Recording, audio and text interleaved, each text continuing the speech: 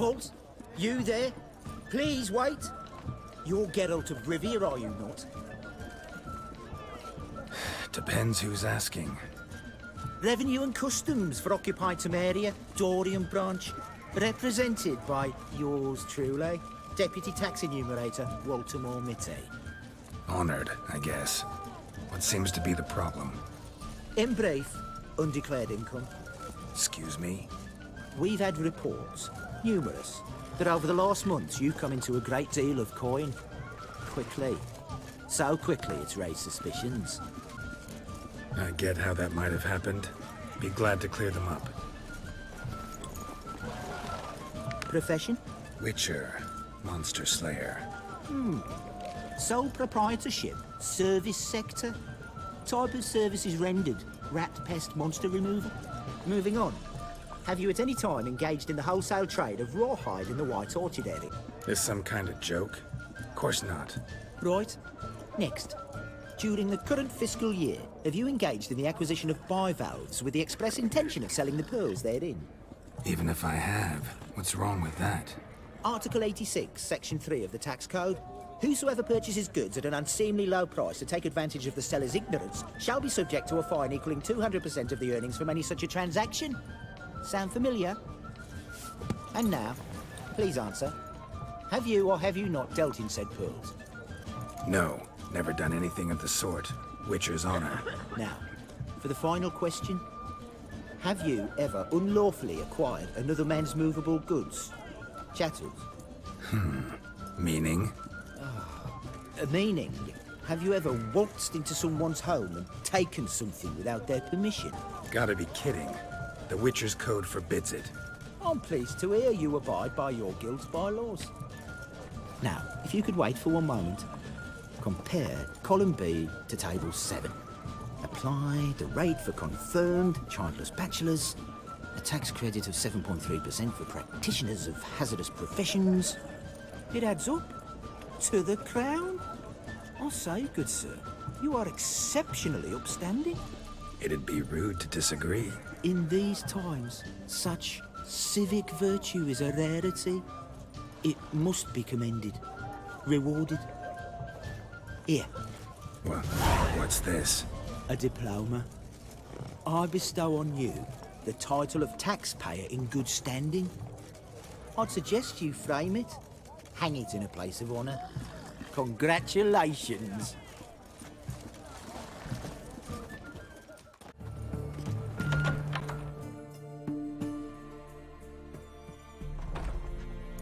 I'm looking for Tamara, the Bloody Baron's daughter. Your brother said I'd find her here. Wojtek sent you, sir. How else would I know she was here? Wait a moment. I'll fetch her straight away.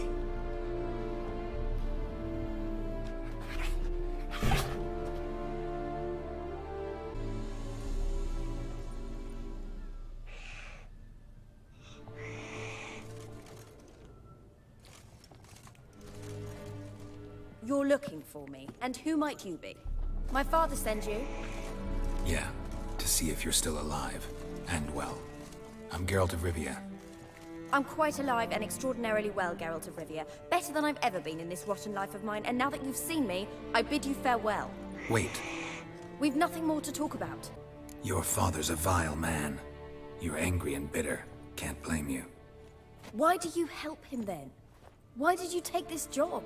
Because he knows something about someone dear to me. Promised to tell me if I found you and your mother. Got it. A bit of blackmail. Just his style. Well, now you've found me, you can tell him I'm alive and I'm never coming back. Before I agreed to look for you, your father told me his version of events. Tell me yours.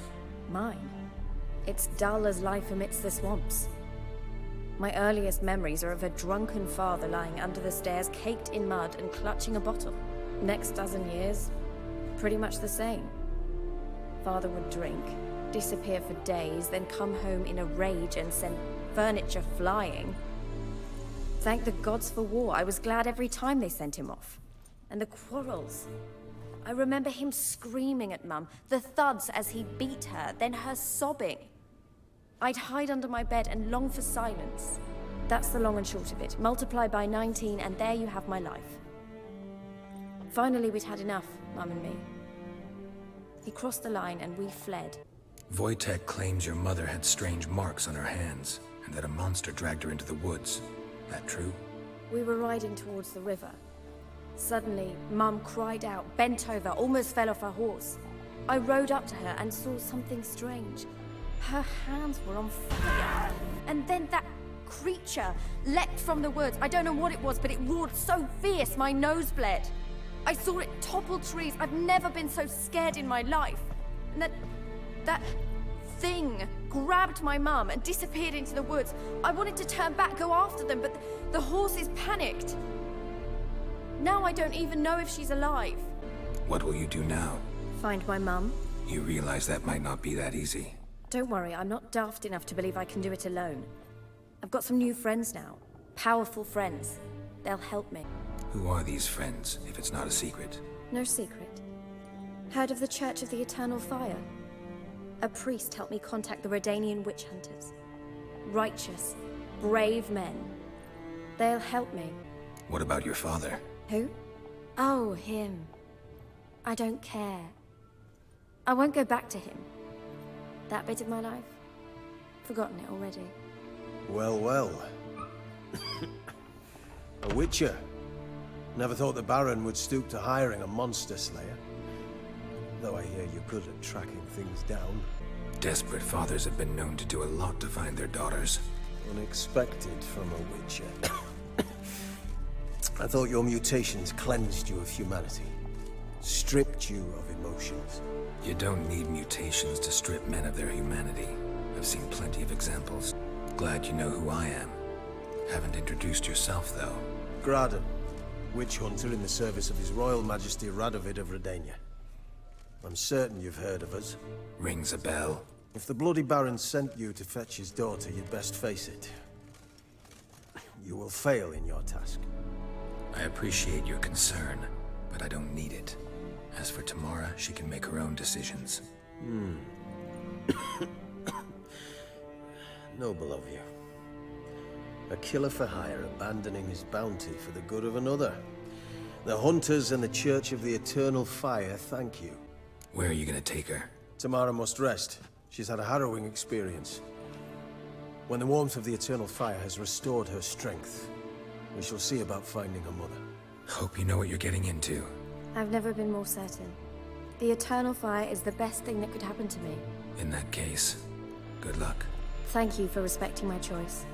Farewell.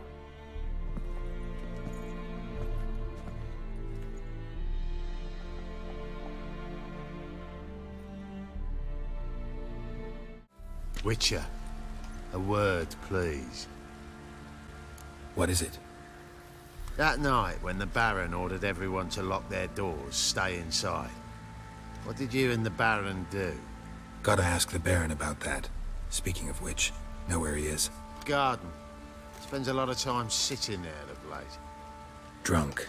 No, don't drink, don't eat. Just sits. There you are. See the hollyhock there? The violet blooms. Brought the plants here from Nazaire. Anna had read some story. Insisted on having them. Spent hours tending to them, trimming, pruning.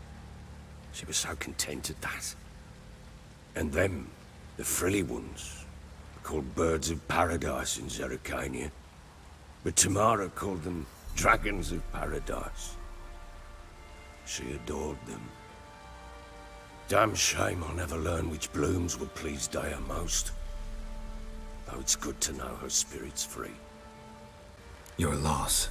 It must hurt. Bad. But there wasn't anything we could do. No. Not now. Not anymore.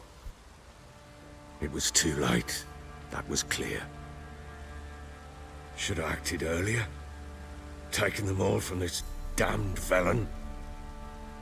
In this hole. This reesty mire. Nothing could go right here. Got some information about your family. You've learned something? Well, let's go inside. It's a bit chilly out.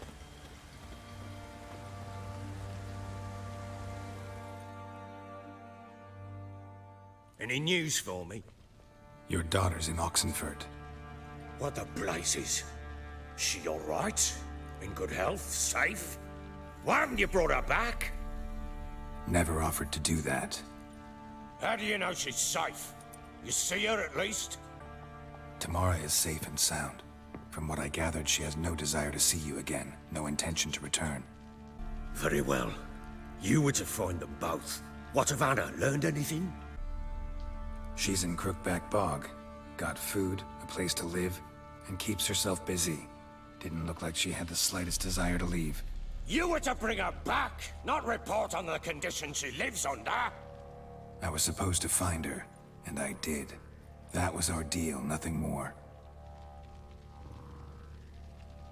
You still think me rotten to the core. A base bastard, don't you? You believe I alone am at fault for what happened here.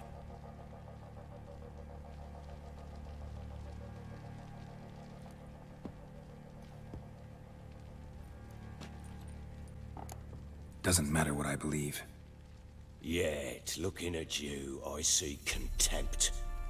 Can't speak for the world you witches inhabit, but in ours, nothing is ever black and white.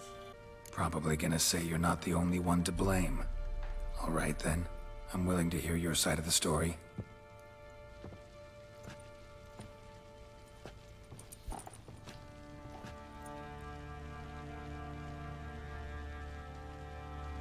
With Annie, it was love at first sight. A spear tore through my shoulder at the Battle of Anchor. She tended to my wound. Once I'd recovered, I asked her to marry me. She wept with joy. Soon after, Tamara was born. And after that, they sent me to Sidaris. A warlord had risen against King Ethan, and Foltest sent help. It was one battle to the next, one conflict after another. It was a life of war. I was seldom home, and I found comfort in drink. Grew so fond of hooch, I couldn't part with it when I did get home. All right. What then? I went from front to front, battle to battle, collecting soldiers' coin, while Anna sat alone with the babe for months. Later, I learned she'd not been so alone after all. For nearly 3 years, she'd found comfort in the arms of one Evan, a childhood friend, a dog's bunghole. Understand, damn it? One tussle in the hay I'd have waved aside, put it out of my mind. But the woman cuckolded me for years, without a whisker of concern for me, for my love.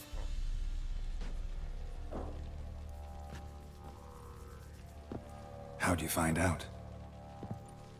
Came home one day and Anna was gone. The things too. Found a letter. She wrote that she didn't love me. That she'd left me for that knob licker and taken Tamara with her.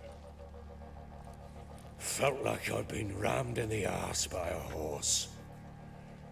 I went to find the bugger, to get the girls back, bring them home. Yet soon as I saw him, something turned inside me, something dark. I slaughtered the shit-eating twat and fed his carcass to the dogs. Guess they call you the Bloody Baron for a reason after all. What? Your nickname. Makes sense now. No, that's an entirely different story. Imagine Anna wasn't exactly pleased. Ha! Bloody understatement if I've ever heard one. She flew into a fit, hysteria, threw herself at me, kicking and clawing. Finally grabbed a knife. It would have been the end of me if I'd not leapt aside. It was the first time I hit her. I had to calm her. Felt I had no other means. Things changed. They would never be the same. Anna tried to take her own life, and mine, several times. She would prod me, goad me, taunt me, in the hope I would hit her again, perhaps. She'd scream that I'd robbed her life of love, that I destroyed the idea for her and so might as well kill her. How many times I apologized. How many armfuls of blooms and gifts I brought. She cared not a bit. 2 years of her anger had turned to indifference, broken at times by her bouts of hysteria and my bouts of drunkenness. Cannot fathom how we survived those years, but we did. Though as you know now, not everything was as it might have seemed. You're right. Faults on both sides, yours and hers. I'm content that you finally see that. Very well then. If you won't bring Anna home, you might at least tell me how she landed in that blasted swamp. She made a pact with the crones and, well, I think she might have lost her mind. A pact? What the bloody hell? She was with child, a child she didn't want to bear. Went to the crones for help. They promised to rid her of the problem in exchange for a year of her service. And they kept their word, in their own twisted way. What do you mean? Anna must have thought the child inside her would somehow disappear. Instead, the crones sapped her of strength, and ultimately forced her body to miscarry. I think that's when she started to lose her mind. Then they placed magic tethers on her, tethers that cause great pain when tested. A guarantee she'll pay off her debt. A pact with witches? Bloody nightmare, sounds like some jest. We must get her out. We can't leave her there. Venturing into the swamp, even with armed men, is just a bad idea. It's a dangerous place inherently, and I think those crones are a greater threat than anyone realizes. I'll not sit on my ass waiting for them to return her. Would you wait? Count on their mercy if they had your daughter? Probably not, but I'm a witcher. And I'm a husband and a father who's fucked up his life and the lives of his loved ones. I'll gather my men, go there and retrieve Anna. We had a deal. I've done my part. Your turn to do yours.